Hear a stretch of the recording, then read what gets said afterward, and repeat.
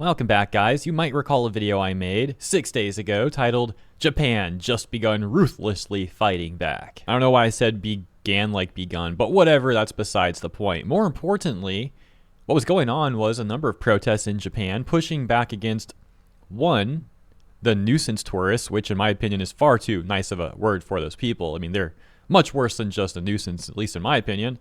And two, also, Japan's increasingly open immigration policies, to which many people in Japan are not happy with, and that just got taken much further today. We'll get to that in just a second. First, a little more context on the protests. For example, this tweet had said, breaking massive protests are happening in Japan. Their demands: stricter migration, resignation of the Prime Minister Ishiba, abolishing the Department of Finance. Another video of the protests can be seen right here. I'll skip forward a little bit and move right along. There was also the young Japanese lady, who many began to dub the Japanese schoolgirl, who spoke out at an anti-immigration protest, saying that she was concerned that Japan would become a more predatory nation if it kept these policies on immigration.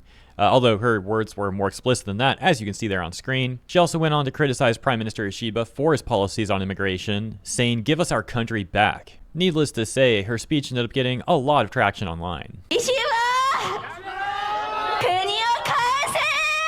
Another reason for the protests was the Japanese International Cooperation Agency, or JICA, and this initiative they created, Japanese cities dubbed hometowns. Officials have paired 4 African countries with a Japanese city, known under the plan as hometowns.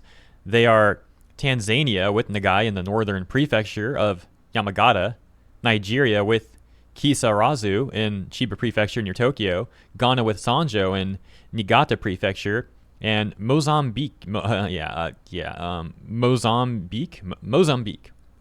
Mbari in the western prefecture of Ehime. And so a lot of people in Japan found this to be extremely odd, and they questioned why the JICA was even doing this, to which officials said the cities were chosen because of their existing ties with Africa. They say the plan is aimed at promoting even more exchanges and fostering people who can serve as bridges between Japan and the continent. But the announcement has sparked a flurry of online rumors that the aim is to accept immigrants from Africa. One Japanese social media post about the issue racked up more than 5 million views. Local governments in the 4 Japanese cities have since been flooded with inquiries from residents, fearing a sudden influx of people from abroad. Some even believe that they would be required to surrender their hometowns. Government officials responded with a message that arguably can be seen as rather contradictory.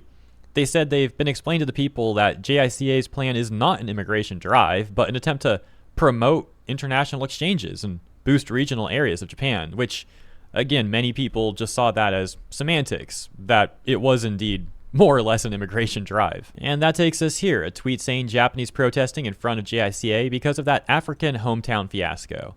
And there's not as much to see in this very brief clip. So yeah, there you go. Point being, people were not happy. This clip actually shows a little bit more, so let's take a look at this one.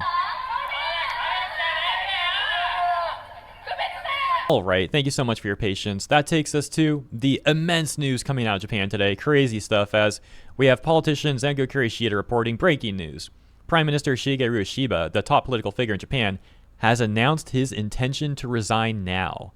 This will have a major impact on the issue of censorship in Japan. I'll explain the details later. Zengo Kurishida has been doing a great job speaking about issues of censorship, both in Japan and internationally as well, but we can see a different caption here from Eric Doherty saying, "Update, Japan's Prime Minister, who wants to import mass amounts of Africans into his country, has resigned."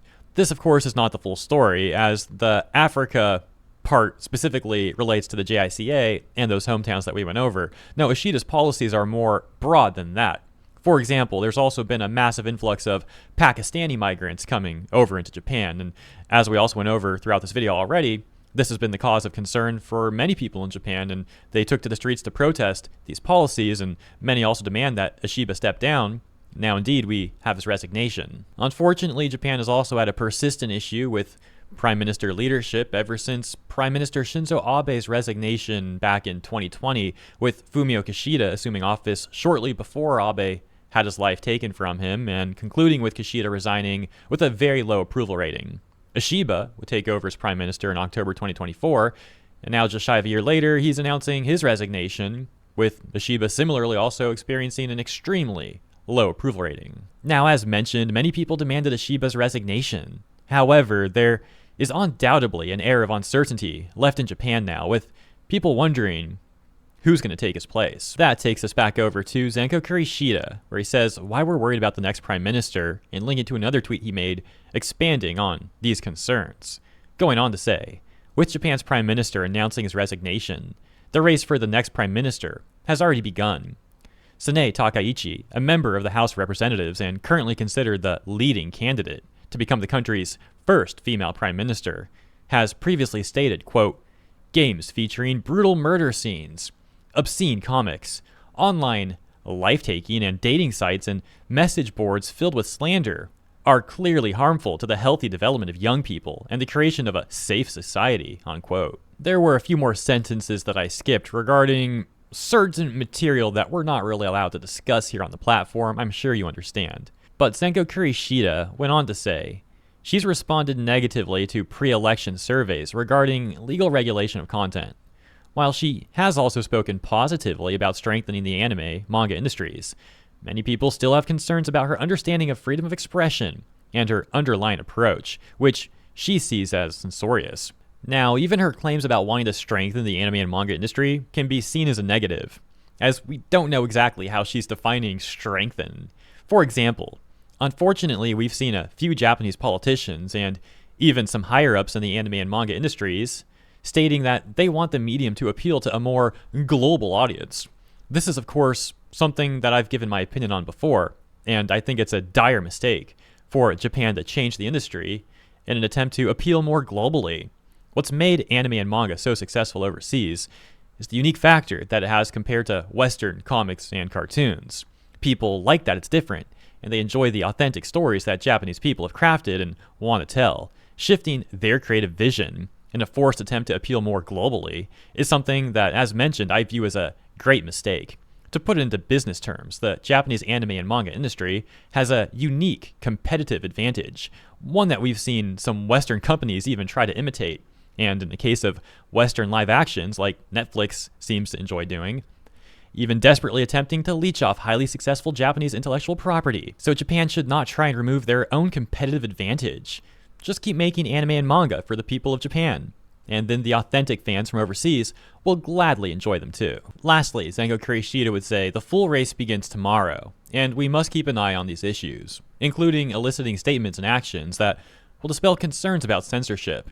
Voting will be conducted by lawmakers and supporters of the Liberal Democratic Party, the largest party, and is scheduled to take place in early October. It's also concerning that Sanae Takaichi's statements about violent games, the internet, and claims of protecting young people actually parrot similar rhetoric that we've seen from the likes of the UK's Office of Communications, or Ofcom, and their Online Safety Act. Also replicated similarly, of course, in the EU and Australia. However, on a more positive note, the people of Japan are making their voices louder each day, and it would be extremely unwise for the next prime minister to go against their will. But let me know what you think about all of this stuff in the comments, and as always, thank you for tuning in. Hope you enjoyed my coverage, and if you did, please consider liking and or subscribing. Helps out greatly. Appreciate ya. See you in the comments and in the next one.